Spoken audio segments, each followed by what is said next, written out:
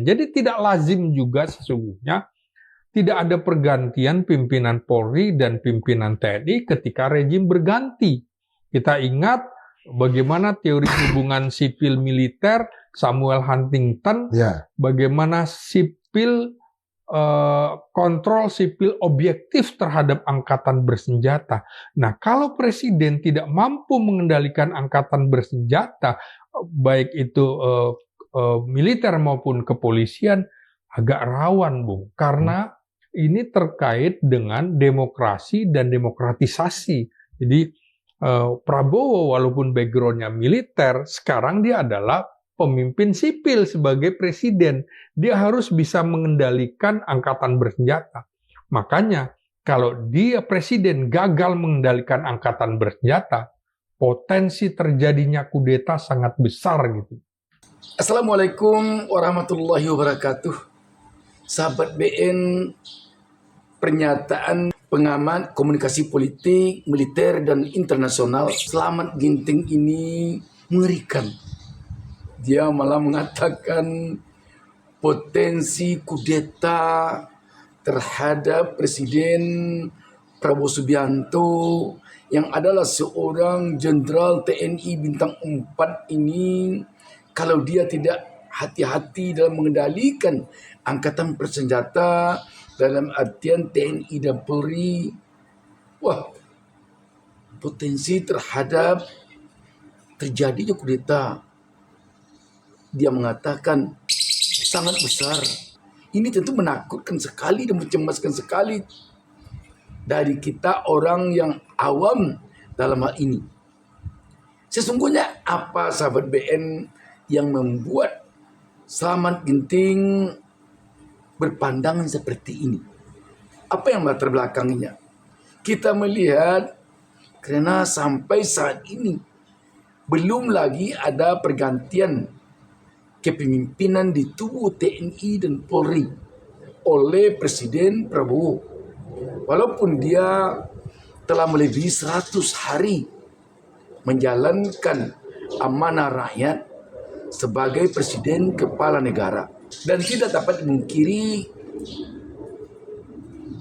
terhadap pergantian kepemimpinan di tubuh angkatan bersenjata ini, desas-desus di tengah-tengah masyarakat memang terdengar.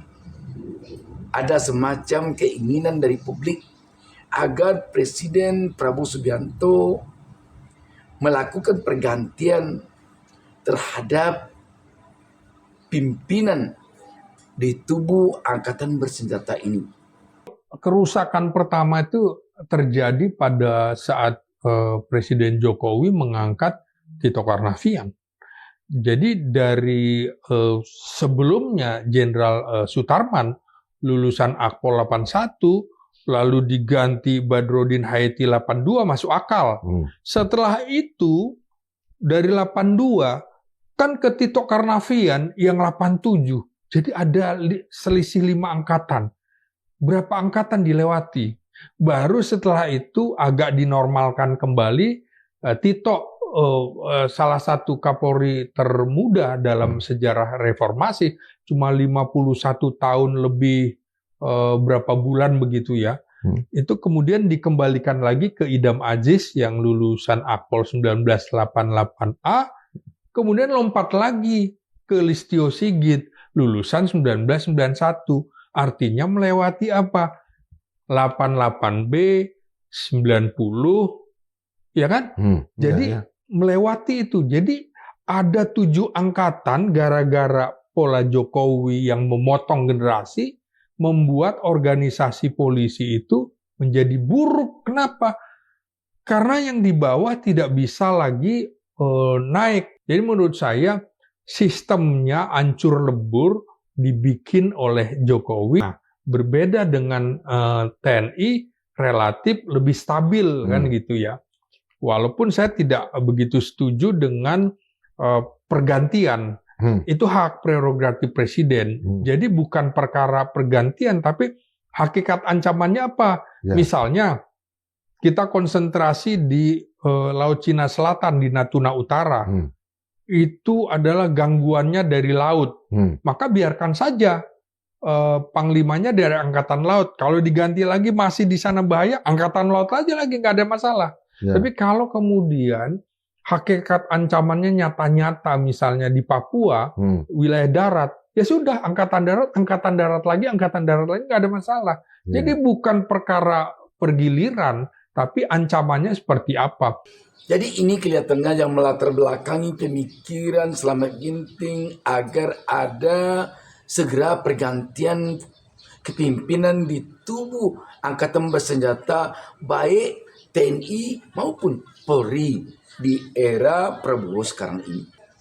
Sahabat BN, yang jadi pertanyaan lagi bagi publik sekarang ini, apakah ada pengaruh dari yang disebut-sebut geng Solo oleh publik selama ini yang berkaitan dengan Jokowi ketika dia berkuasa, apa yang disampaikan oleh Slamet Ginting ini?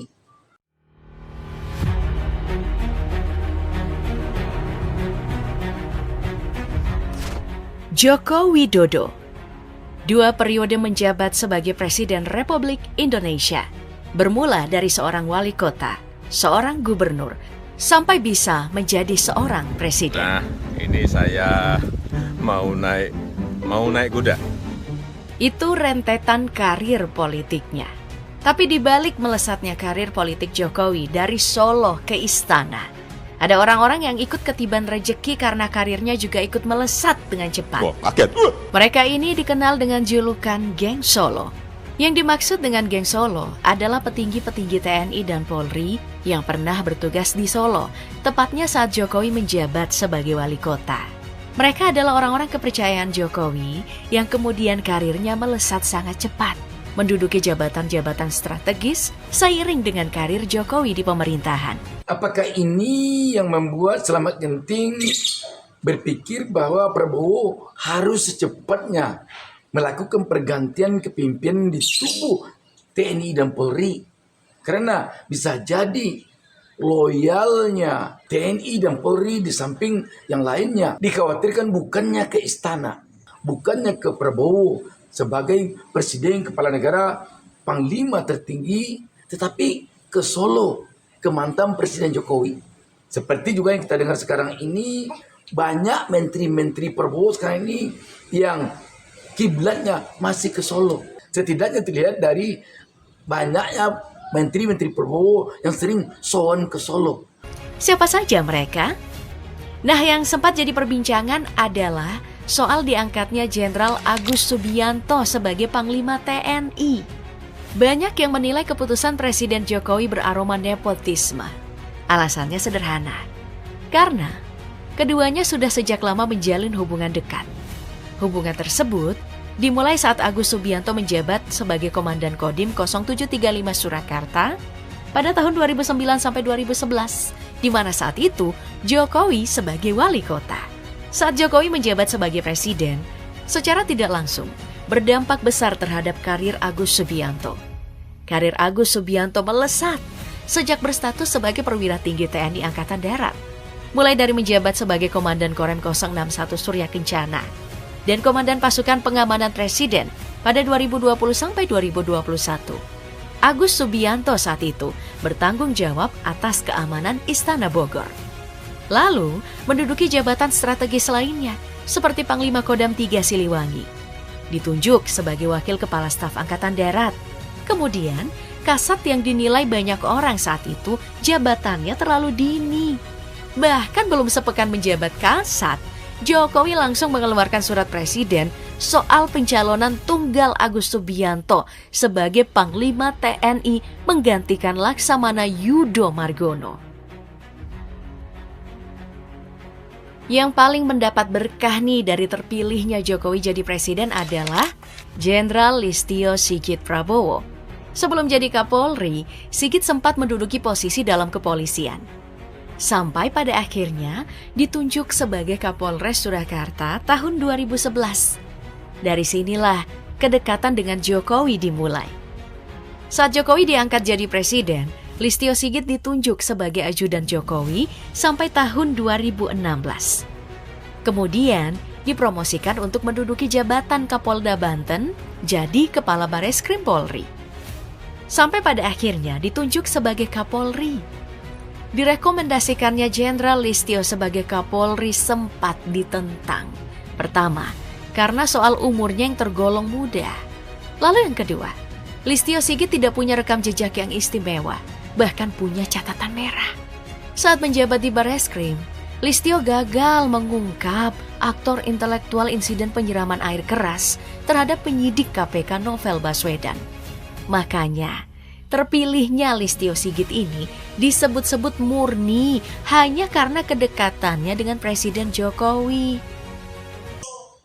Sahabat BN, beberapa hari lalu Presiden Prabowo mengumpulkan 1.004 orang komandan satuan TNI dari seluruh Indonesia di Istana Bogor. Yang menjadi pertanyaan publik, apakah ini ada kaitannya dengan pernyataan yang dikemukakan oleh Slamet Ginting ataukah bagaimana?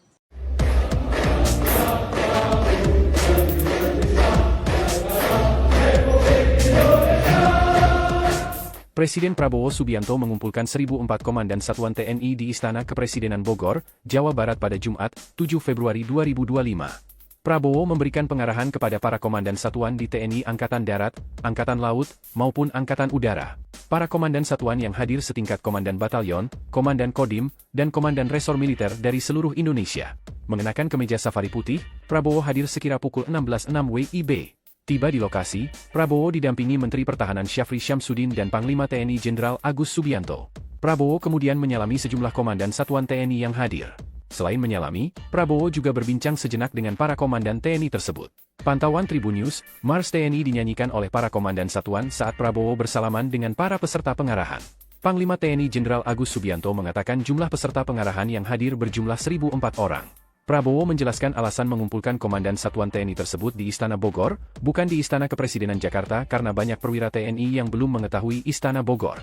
Awalnya Prabowo menceritakan tentang dirinya yang diminta untuk memberikan pengarahan kepada para komandan satuan.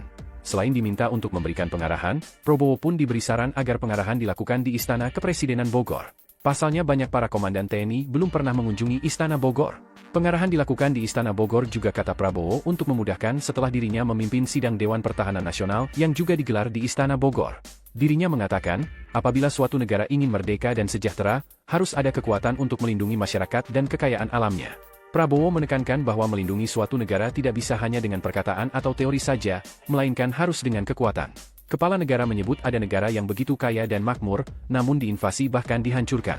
Oleh karenanya, Prabowo mengajak untuk bersyukur karena pemimpin di tanah air tidak pernah melibatkan negara lain dalam membangun bangsa ini. Selamat sore, terima kasih atas kehadiran saudara-saudara. Beberapa saat yang lalu, saya diberitahu dalam rangka Rapim TNI, Rapim Angkatan Darat, Angkatan Udara dan selanjutnya akan kumpul para komandan-komandan kesatuan dan disarankan saya menerima para perwira untuk saya beri pengarahan. Dan ada saran untuk diterimanya di Istana Kepresidenan di Istana Bogor. Karena katanya banyak perwira yang dari daerah-daerah belum pernah menginjak Istana Kepresidenan.